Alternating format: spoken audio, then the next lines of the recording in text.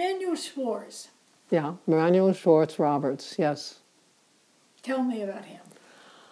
We all adored him, all we children. I used to sit on his counters that he worked with, and he had long shavings, the curly shaving, and I'd pretend they were long braids of hair. And I'd sit and talk to him. He was a great man. He helped many of us children around Edgartown. I don't know how. He married late, as you know, and well, there was a house down near the water, and I've forgotten all that now.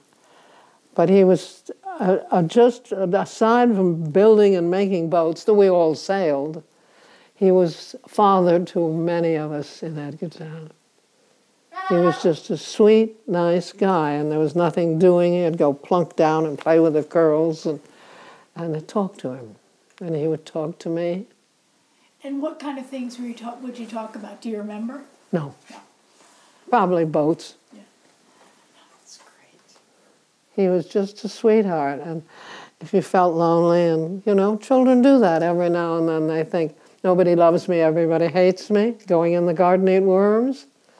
It happens too often. All these people that go around shooting people, that's what's happened. Nobody loves them anymore. And we had people like that to go to, old-timers. I had Henry to go to, and Manuel Swartz Roberts. That's wonderful. How about Manuel Swartz Roberts? Did you know him? I knew him very well. What was he like? Manuel, well, I saw him in the last part of his years, and he was a good storyteller, and he was honest, and he was a friend of my father's, and I think he was a very easygoing man, you know what I mean? Didn't seem anything to bother him too much. It always seems like there were a lot of people around his shop from... Oh yeah, well, he used to be a storyteller, told a lot of stories. And I can tell you something that you wouldn't want to hear either. Don't tell me. But he used to come down here, and he was quite friendly with my father. The last time that I saw him, I'll tell you this story. His wife had just changed his name from Swartz to Roberts in the court. Now, he was always brought up to the older folk as Manuel Robert Swartz. When there was Manuel Swartz, they called him.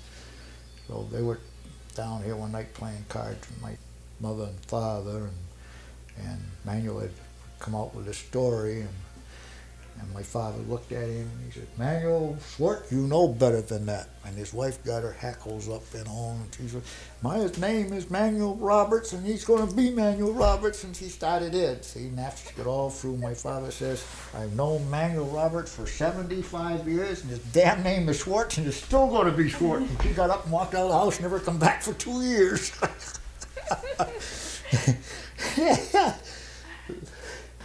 And that's the last I saw of Manuel Swartz. Oh, she must have been quite a browbeater to get him to change his name. Mm-hmm. I mean, that's kind of... Yeah, he was very easygoing. Nothing seemed to ruffle him up something. He just went along with the times. Manuel did, and he loved to talk. He'd sit down, I remember, on the benches there in the boat shop there, and he would just tell stories, and the last part of it, he was making tables out of apple wood and this stuff. And but he was one of the characters. So the boat you had was the last boat that he made, the last catboat? I had one of them. My father, he had one of Manuel Swartz, one of the last of the regular catboats of Manuel Swartz, and that was 1931. And they had that boat for years. So they had sail and had son aboard, and they also had the old one-lung Lathrop engines. They used to hear them coming all over the harbor. Oscar Pease up here has got the sister ship. Oh, the Vanity. The Vanity. That was the last regular catboat. Now he made boats after that, but they were not a regular catboat. But my father's boat was just a trifle smaller, I think, than Oscar's, and they both come off the shop. The last of the regular catboats of Manuel Swartz. My father had a catboat that his uncle or cousin, Manuel Swartz Roberts, had built, and we loved that catboat. Would you go down to Manuel Swartz's? Oh, we used to love to go in there. My father would take me in there, and we'd, the smell of the wood and the sawdust on the floors, and it was a great place to go. And all the old sailing men used to gather in there, and they'd have quite the gab fest. Manuel, he'd be very busy sanding something or something, but he didn't talk to me, he talked to the men. I mean, I was only a kid, they didn't want to talk to me. I was there on sufferance. But I became active in the Art Association then, and then that was when Manuel retired, Manuel Swartz, and he made that building available to the Art Association at a very, very reasonable price. And the Art Association sort of had their eye on the old sculpting gallery? I can't say that because no one thought Manuel would ever die, But we were across the street, almost across the street from Manuel, and all the people in the association knew him, and I knew him quite well because I liked to talk with him and do woodworking with him, and so we became good friends. And in his later years, he wasn't building boats; he was building tip-top tables. And then he had a minor stroke, and he couldn't work the lathe to turn out the spindle, in the middle. And I asked him if he'd like me to turn them out, and he said, "No, it'll be fine." So I took some of his wood home in the wintertime and turned out 4 or 5 spindles and brought them up, and he'd pay me by whittling ducks. There's one of them up there, and a couple of little ones down there. And so, yeah, we were good friends. What was he like? Yeah, he was just a very fine man, a lot of fun, and a good talker. And he liked kids. His kids would come in and with little problems, woodworking problems, and he was a friend of everybody. Very friendly. Mostly in those days, he spent his time talking, and he was always part of there was a column in the Gazette written by Joseph Chase Allen. That's right. Yeah. That's where he got his name. He was the one that called him the Old Sculpin. And so everybody knew about Manuel because of that column every week. There was a couple of paragraphs about Manuel. And another fellow that he always interviewed was Orrin Norton, the blacksmith, who was a block away, That was a great part of town then. Manuel's shop, would people come in there and hang out? Mm-hmm. Mm-hmm. All ages? Yeah. So did you know Manuel when he was making boats? Mm-mm. Well, I helped him make one boat, one of the Chappaquiddick ferries. Tony Betancourt used to run the original ferry back and forth. And he decided to retire, and the ferry was his. So he told the town he was going to quit and take the ferry with him. The town had 1 month to build a ferry boat, so they got Manuel to build it, and we built it. Because I helped, and some of the other friends of Manuel's, we worked on that thing because it had to be done within a month. And it was propped up out there on the street in that parking lot, what's now the parking lot. And I think that was probably the last thing he built. And did he design it just like the other one? Yeah. And then Tony took the other one and made a fishing boat out of it. He'd take people out fishing, Manuel's shop, what did it look like when you walked in? Oh, you had to be careful. It was stuff all over the place. And upstairs was lumber that I don't think he was kidding me, but when there was a shipwreck out here and lumber would wash ashore, he'd go out and pick it up and put it up in the second floor. And in the back, where the stairs go up in the back, there's a little stone or concrete base. That was where he had a great big boiler. It was an insurance company's nightmare. This great big boiler and all the wood shavings. He never swept it out. They just stacked up the shavings. I guess would he steam timbers? Yeah. Oh, yeah.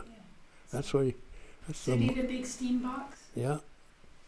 We had a big bench that went down one side of the gallery, and we moved a piece of it and saved it. But it was always cluttered with tools. As you go in the gallery, there's a little gallery to the left. We added that to it. That wasn't there when. And it had been before Manuel had it, it was a grain storage building. And there's still chutes in the ceiling where the grain would fall down into bags, I guess. I was reading about that building, and it was fascinating what it said. It said that site had been part of a whale oil factory. Oh. And that building, the old Scopen Gallery, had been a sail loft that was over on the wharf. Oh, I didn't know that. It was across the way. Yeah. And then Dr. Fisher, who owned the whale oil factory and the wharf and everything, decided that he needed a place to store his grain. So he moved that building to the site for the grain storage. And also this article was saying that the little portholes that are upstairs were from the Murdy B. Crowley, a ship that wrecked. Do you think Manuel got those? I wouldn't be surprised, because he's the one that built the little addition up in the air.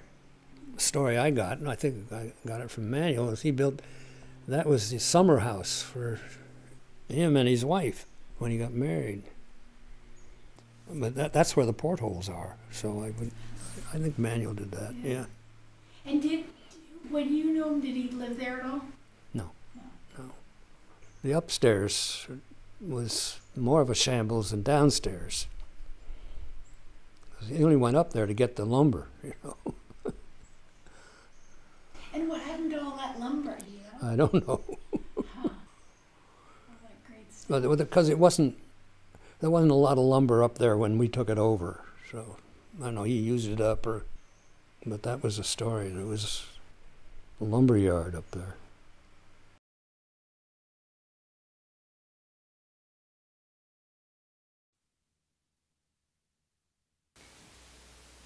My father. Yes, he was. He was my stepfather, but he was always my father. And he was a man who was very much a family man, besides the fact that he was a well-known Edgartonian. And I remember him as a man who made terrific American chop suey, especially when my mother was away, and prune and apricot pie. And he almost always beat me at Chinese checkers and a table puzzle.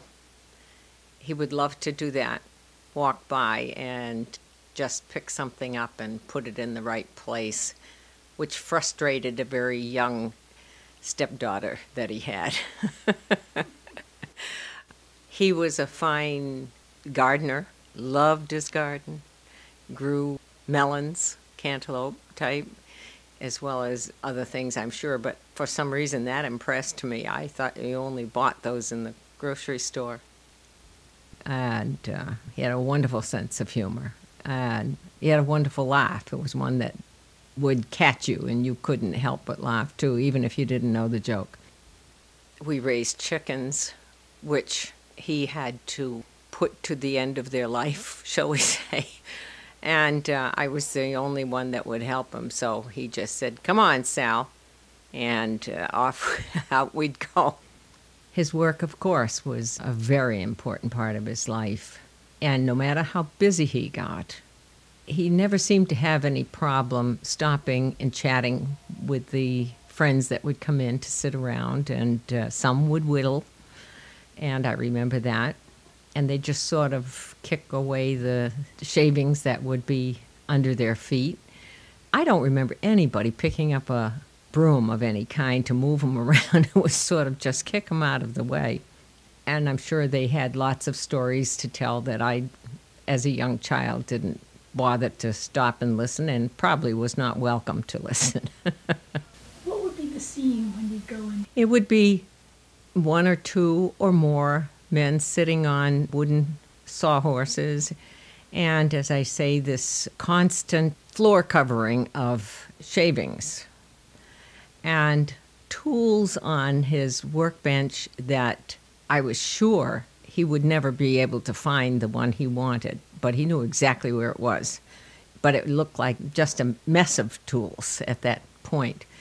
I also remember seeing what I would call the ribs of a boat that he was building, and with these clamps on it. And I would see the steam box going and having something steamed. On other occasions, when it wasn't a boat, it would be a table, a tip-top table that he'd be making for somebody particular. I don't think he ever just made a table because he wanted to make a table. It was always to give to someone, just someone he wanted to honor at the time. He made beautiful tables, I thought. And he made half models, and there are many of those out there. There are, as I understand it, 2 of them in the Smithsonian. And his work was his joy, obviously. I know Dad made catboats, and that seemed to me to be his favorite boat to build. But he did make other boats. Our main house was the house on Simpson's Lane, and Dad built that. Oh, beautiful house. He also was in charge of building one of the dormitories at the air base when it was a naval air base. It happened to be the dormitory in which my husband was in before I knew him. He was very much interested in all things island, and particularly Edgartown. He was a member of the Edgartown Fire Department. He was member of the Masonic Lodge. This was very important to him. That was part of his life. And in fact, it was a very important thing at the time that Dad was going through his final illness, because the men took turns coming over every day to help take care of him. How often would your dad go down to the boatyard? Every day, 8 o'clock. 8 o'clock in the morning, he would get up from the breakfast table and leave for work. He'd come home for lunch every day, and we'd come home from school, have lunch. With him? Oh, yes. 5 o'clock and home. He'd go on Saturdays and Sundays?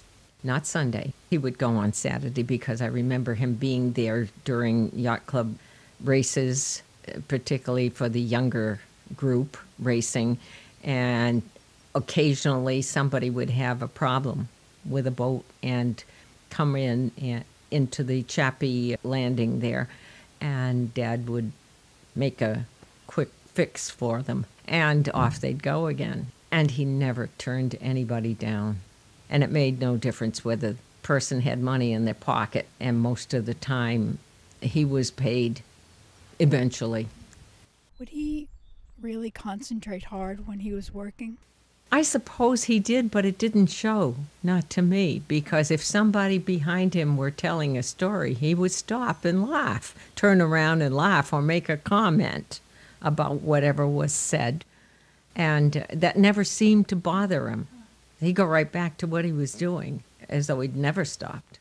He knew he had to do such and such for this particular little problem, and he would work at it. But that didn't mean that he didn't know the story that was being told and couldn't get something out of that. He could just turn and enjoy that story and go back to enjoying what he was doing. He would never think that what he did was very special.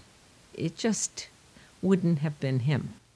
It would be ordinary, because this is what he wanted to do and this is what he's doing. And he enjoyed people. No question in my mind, he enjoyed people. Having people around. One of the things that Dad always did every year, had a clam bake. That was the big thing of the summer. It was on Chappaquiddick at the Welch's farm, always. And they were very generous about that. Dad would get his friends, and they'd go out and collect the rockweed and seaweed that would go into making the pit. The pit would be prepared and so forth. And and somebody'd bring the clams, and somebody went out lobstering, and someone else would bake something. It was an effort by many and enjoyed by everybody. What about boat launchings? Oh, yes, that was fun to watch, and it was an event. Somehow or other, many people knew about it, and it wasn't something that was ever advertised. But everybody around knew, well, the boat's going to be launched. Manuel's going to need some help. Okay, I'll be down there. And the regulars would show up and help with whatever was needed, moving this plank or that, and to get it in the water. And where would they launch them? Right where the ferry slip is. And that seemed the most logical place. He went right out the door and then... Would the ferry stop for a moment? Oh, yeah. And if you needed to get across, you just had to wait. And you took it for granted. And also, he was an insurance agent for the Franklin insurance people, and it was really funny because he didn't believe in carrying insurance. I often wonder if they knew that. He wouldn't buy it, and I'm sure he didn't go out of his way to sell anything because that wasn't him. He put the sign up, and they sent him a calendar every year. And he might have signed somebody up or sent them into them, you know. That would be it. Any bugle people? Yeah, the shingle. Write it on here, or and then my mother would have to go down, and I'm sure she went maybe once a week down to the shop, looked around to see if there were any notes. Or I'm sure she knew when she had been working on somebody's boat, and, well, did you get paid? And she probably would say something like, soon. How much you going to? Whatever. And he always wore suspenders, didn't he? Always. Yeah, he had the same type of clothing on every day. He had what we'd call a chambray shirt, always buttoned right up to the top, never opened. I don't know why. And his pants were always fastened with suspenders. Always wore his long johns. We used to tease him about it. In the summer, he'd have long johns on. But when they went out for a ride on Sunday afternoon, he'd put his suit and shirt and tie on. That's the way it was. And he always had a cap on. Of course, he was quite bald on the top of his head. He had the best-looking hands I've ever seen. True workers, craftsmen hands. And big, big smile, which is a Portuguese smile. I don't know how else to explain it, but I've known so many Portuguese people, and they have wonderful, strong-looking teeth, and when they smile, it just opens up their face.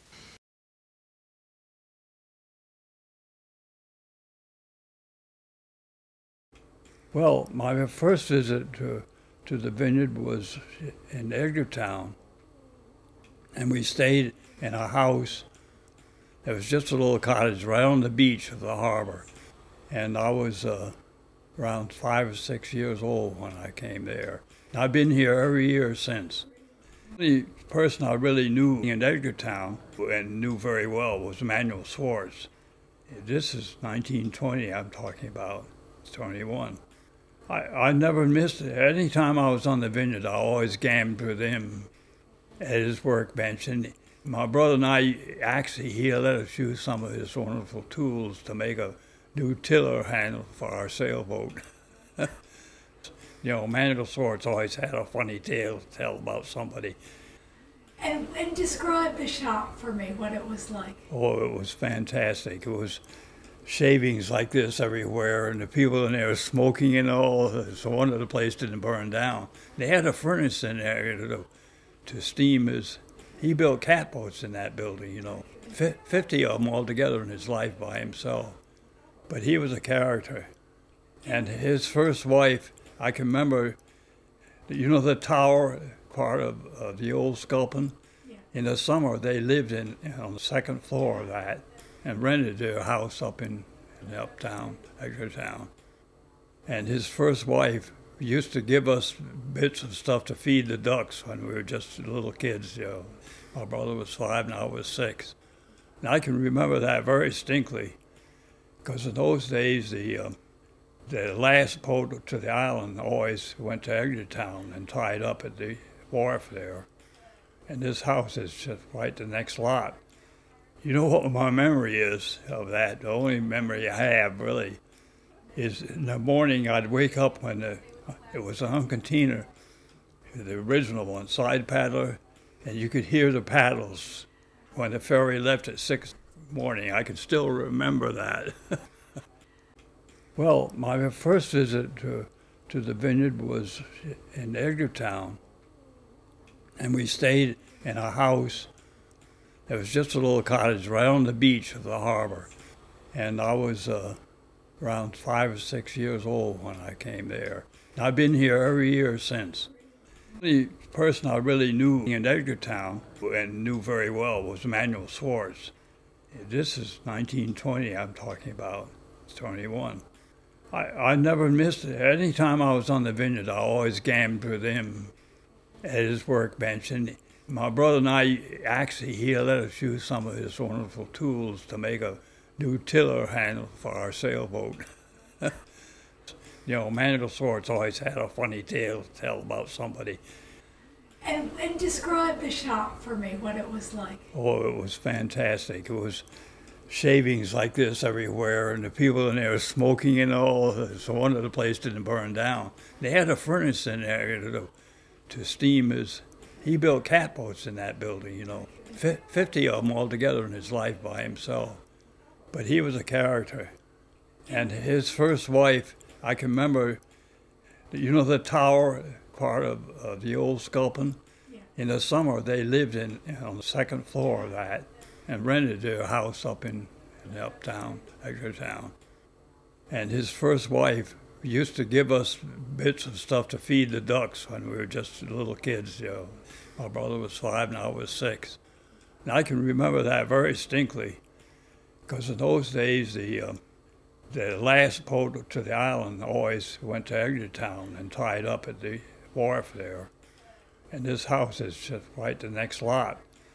You know what my memory is of that? The only memory I have, really, is in the morning I'd wake up when it was a Huncantina, the original one, side paddler, and you could hear the paddles when the ferry left at 6 in the morning. I can still remember that. Well, my first visit to the vineyard was in Edgartown, and we stayed in a house. It was just a little cottage right on the beach of the harbor, and I was around 5 or 6 years old when I came there. And I've been here every year since.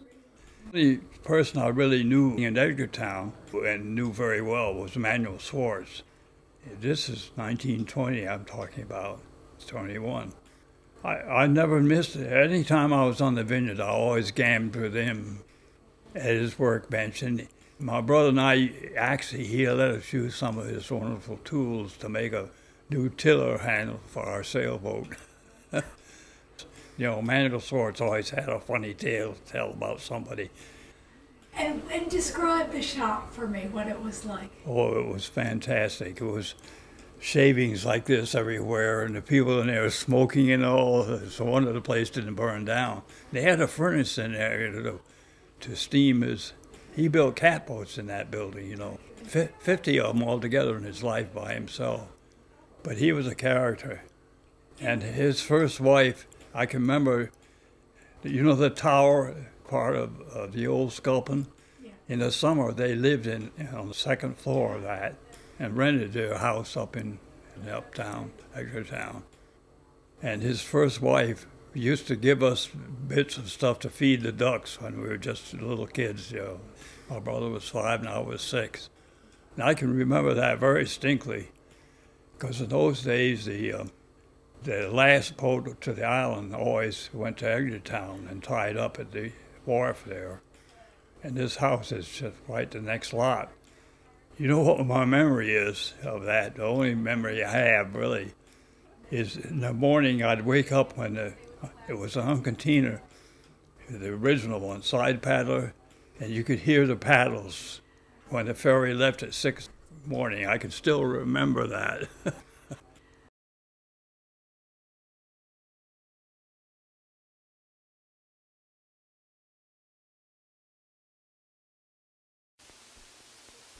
Well, I came here from New Bedford in 1926.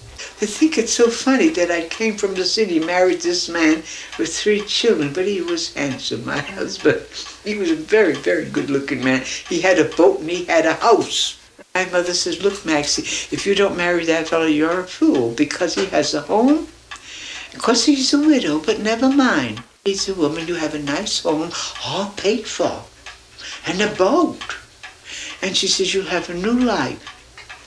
I says, well, if I like the man, all right, I'll marry him. But if I don't like him, I won't, Mom. But when I came here, after we came for our honeymoon, as soon as we landed here, he had to go down and see his boat. Miramar, that was the first thing he did. And I had never been in the house I was going to live in. He had 3 children, 3 little boys. So the boys were there waiting, and I says, now, boys, I'm going to go down with your father. And he says, the women don't go down the waterfront. I said, well, that's funny. I think I'd like to go down to the boat. And I says, Daddy, I'm going to go down. He says, no, Max, I have to go. My boat is out on the stake. It's not up near the shanties. Well, that was all new to me. But I went down with him anyhow. I thought, this is the first time I've got to get my waist in somehow, because he was born on the other side, you know, the old country, and he had a lot of his old country ideas. You can't get rid of them, no more than I could get rid of my American-born ones. So we went down to the waterfront. Well, there was a row of shanties in through there. There were about 8 little boathouses, and they used to tie their boats all up and through there. It was the prettiest sight, and we got down. It was about 5 o'clock in the evening in October. The sun was setting. You could see Choppy Quiddick with all the golden lights, you know. It was the most beautiful thing I had ever seen, that water. I love the water.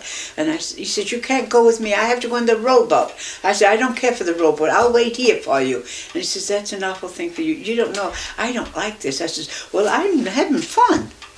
So he gets into his rowboat, and he had to go up to a stake, which was way up near Tower Hill. That's where he anchored his boat. So he went off, and I stood there, and then Mr. Terra came, and Mr. Terra was an old captain. And within 1 hour, I met 5 Manuels down there, the same night that I first came here. Mr. Terra, I knew, Captain Manuel Terra. And he had the deepest blue eyes, big white mustache, and his skin was all tan from the one. He looked a typical seaman, you know. So he came over and he stayed talking to me. And then along came another Manuel. And they stood there, and he says, hi, Manuel. And Mr. Terra says, hi, Little Neck. That was his nickname. I says, is that his name, Little Neck? No, everybody calls him Little Neck. He's Manuel. I can't even think of his last name, Mr. Terra said. We all call him Little Neck. Well, I says, that's fine. Well, there were 2 Manuels, and mine was 3. And pretty soon another one comes slouching around from Water Street onto this little pier there, like, in front of all their shanties. Of course, they saw me there. It was quite surprising. Is that Manuel's wife? And they said, yep, that's the new bride. And he came, and so Mr. Santos, hi, Rabon. And Rabon says, hi, man. That was his nickname. He was Manuel Berry. But there were so many Manuels. Each one had a nickname. And that was 4. Wasn't that 3, 4? Yeah, that was 4. And so they all came over and shook hands. And it was my first meeting, first day that I was here in Edgartown. But when my husband came, there was his wife, his new bride, surrounded with 4 men. That was funny, wasn't it? And on our way down street, we passed my other houses right in back of Manuel Roberts, Manuel Swartz, we always call Manuel Swartz. And when we walked down street to the boat, he comes out of his house with his hands like this on his suspenders. He says, hey, Manuel, is this the new woman? He says, yep, this is the new lady. And so he said, oh, wait a minute. And he hollers to his wife, Louisa, come out and see Manuel's new wife. So poor Louisa came out. He was definitely Portuguese, but Louisa wasn't. She was, I think, of Scotch ancestry. Poor woman came out all shy with an apron. And she said, oh, I'm so glad to know you. I said, well, I am too. I'm going to be right in your backyard. Do come over and see me, because I don't know anybody here. I'll do that. She says, I'll be over tomorrow with a cake. And she came over with a cake the next day. So that was 6 Manuels. after we parted, when Manuel came and said, "You satisfied?" I said, "Oh, I've had a lovely time. I've met so many Manuels. So when we have our first child, it's going to be Manuel. Over my dead body, there's not going to be another Manuel in this town. Every other person is Manuel. That's enough. Enough is enough." And then we came up Main Street. We got to the corner of the bank. Another Manuel come, Manuel Delora.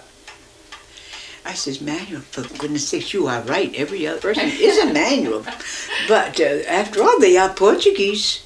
So we met, and one day I think I met 7 or 8 Manuels that first day.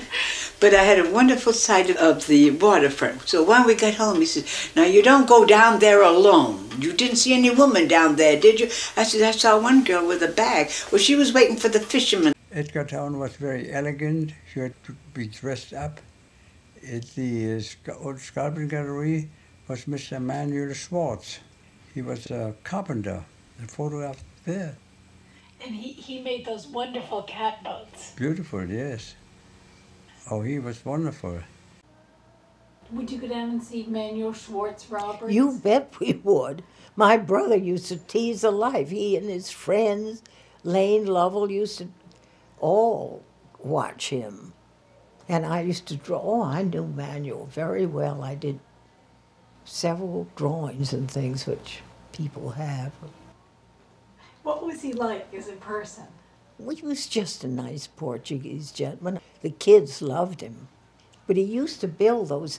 I can remember going into that place now, which is, of course, all changed. But there was no floor above, I remember. And he had, I can remember one beautiful big boat, which was like a lifeboat with steamers. It was that size. Wow. It was going to Africa, I think. And he was working on that. It was way up, and it was sort of a natural wood color, you know, and sort of a pinkish glow about it. I can remember that. As children, you felt pretty free just to wander down there. Oh, yes. We walked from Tower Hill down the beach and came out by what is now I call it the drunkard's, it's the reading room of the yacht club. Mm-hmm. And then we walked downtown from there to Manuel's. Oh, Manuel Swartz. Oh, he was a wonderful old guy, and he would, us kids, you know, he really enjoyed helping us out with our stuff. And he was quite friendly with my father. As a matter of fact, my father hired him to build the On Time, the first one. And it was a scow, big scow. I remember sitting in the rigging of the Annie M. Jackson, sitting at the Edgartown dock, and I went up into the rigging. It was nighttime. They had taken a long time to try to get this scow out from Manuel Swartz boatyard, or out from the where he had worked on it, out in the area by the dock, and they were trying to get it down the ramp. And I was up in the rigging looking, and with all the lights on the workmen and so on, and I sat up there and in the rigging of the Annie M. Jackson. And was there a big crowd there? There was quite a crowd to watch this thing get launched. I don't think they actually got it launched till the next day. I think I had to go home before they got around to finishing. I think they finally quit at a certain point of the night, but they were having difficulties getting it moved and swung, and you know, but it was quite a job to build that thing in where he did build it. Right in the old sculpin, right in the I don't know whether he actually ramped it out of the gallery. He may have put it together in there, but I think maybe it was out in the yard where that whale tail is. I think it was out there, and then they put it on rollers and rolled it down to launch it. I wasn't there when they put the engine in and so on, but the scow itself was completed down there and launched at the boat ramp, as the boat ramp stands now. It was the first On Time. And would you go and hang out at his?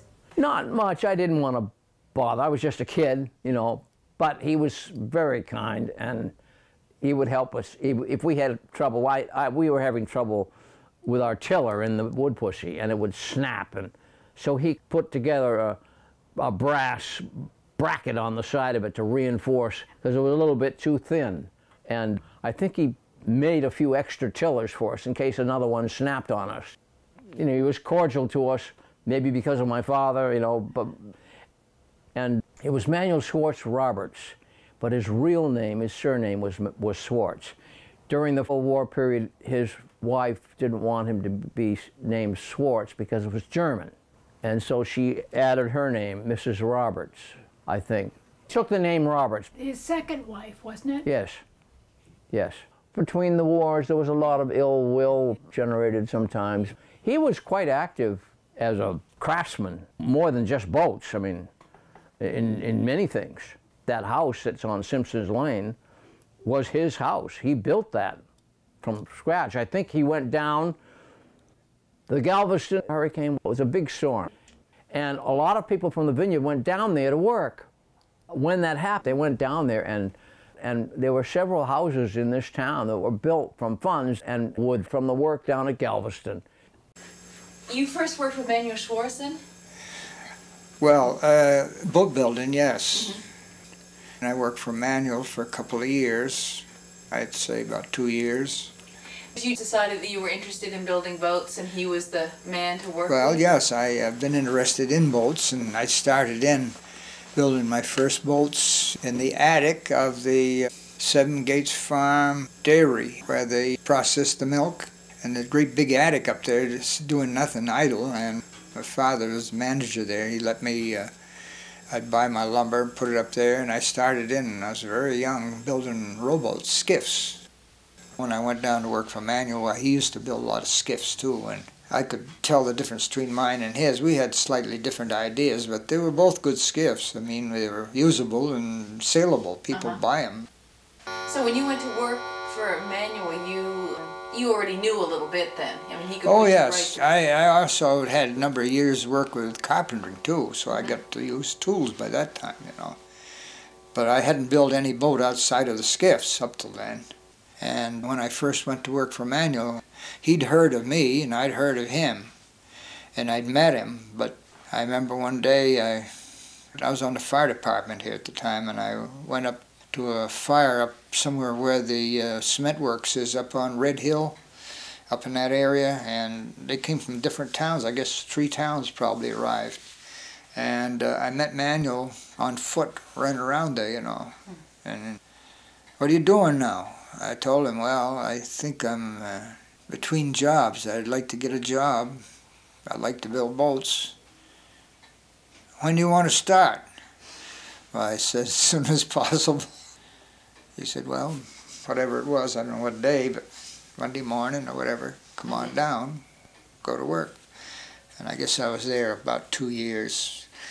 And so he was working on catboats at that point, or? Most of his work was repairs, and he would pull boats up for the winter and doing work for the fishermen and the yachtsmen, and whenever he built, it was usually a catboat. So I worked on several catboats while I was there.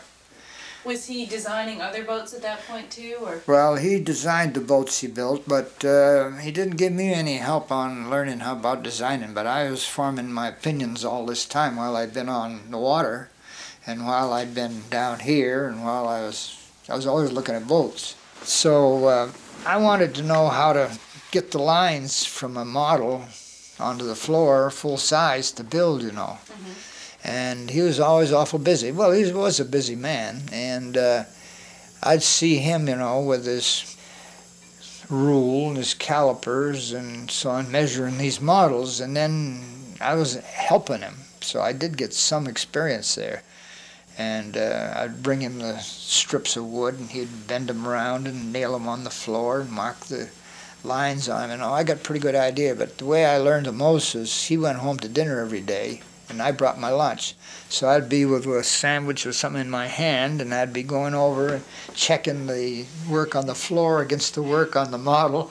And I was really learning in a practical way pretty good. And so that's how I got to make my models. And I tried to build a catboat in my own basement while I was still working there. And of course I put in 9-hour days, and the driving back and forth, there was no daylight. So I was living up on Skiff Avenue, where I'd built my own house. And I got a piece of wood for a keel. I was going to make a 14-foot catboat, which was pretty small, but it had been fun.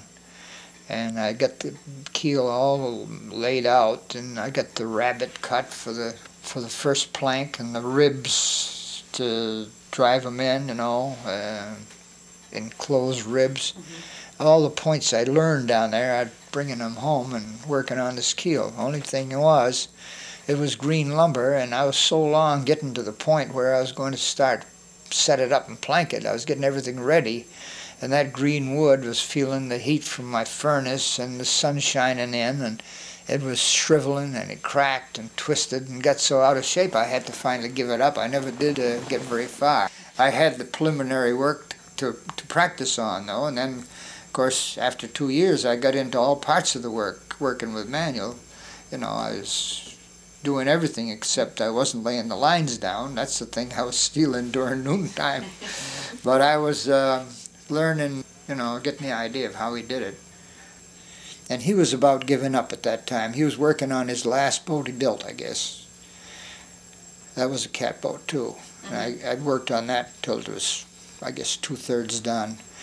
Then the spring of the year, and they wanted me up here, and I figured just be nearer home, and I'd better come up here to work, especially if he was going to quit.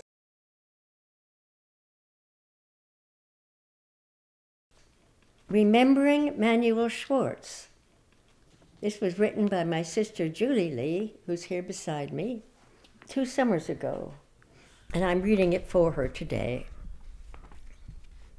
Manuel Swartz designed and built the entire beach boat class.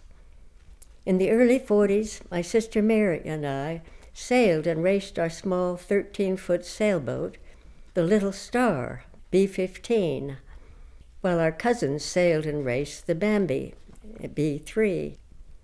Certainly one great joy and preoccupation during those early summers were sailing and racing. But also of great importance and concern to us was the maintenance of our boat. For this we were forever at the door of Manuel Swartz's shop, asking questions and seeking his advice. He never turned us away, was always patient and kind, responding to our incessant questioning and small demands. This in spite of the fact that he was an extremely busy man. He understood the pride we took in the maintenance and upkeep of our boat. Not only was Manuel Swartz a master boat builder, but also a person of understanding and empathy for people, notably in our case, for children. I can see him now sitting calmly in the doorway of his shop, which was always open to all who passed by. It gives me great pleasure to remember Manuel Swartz. By Julie Lee, August 24th, 2018. That's beautiful. It's beautiful. Isn't that beautiful? Yes. She reads wonderfully. Isn't that wonderful? Excellent. She's very, very good.